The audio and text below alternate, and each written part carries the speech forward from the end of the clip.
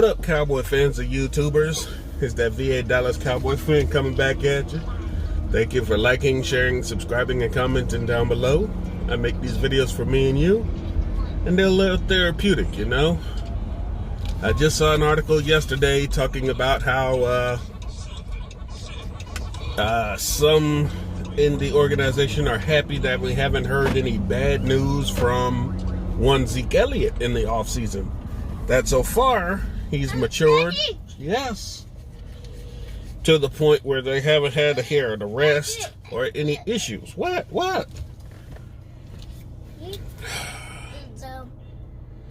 About him having any incidents outside of the organization. Now, you know, as Cowboy fans love hearing that he's been on the up and up instead of getting in trouble.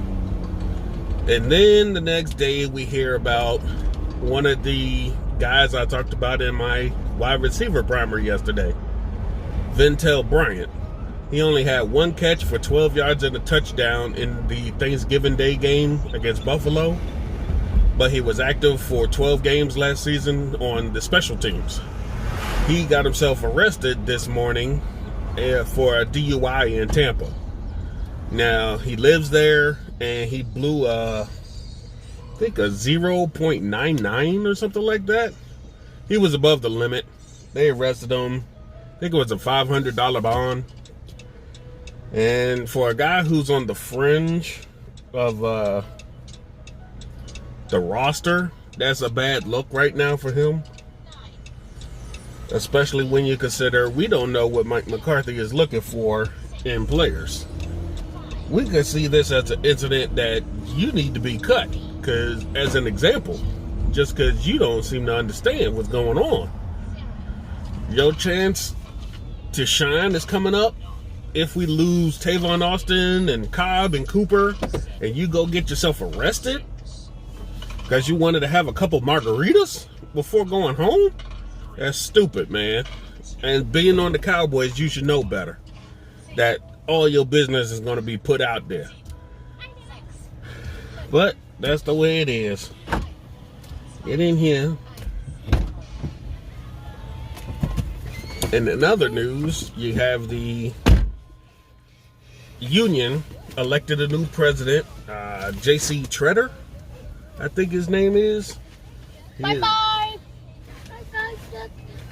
He is the new NFLPA union president.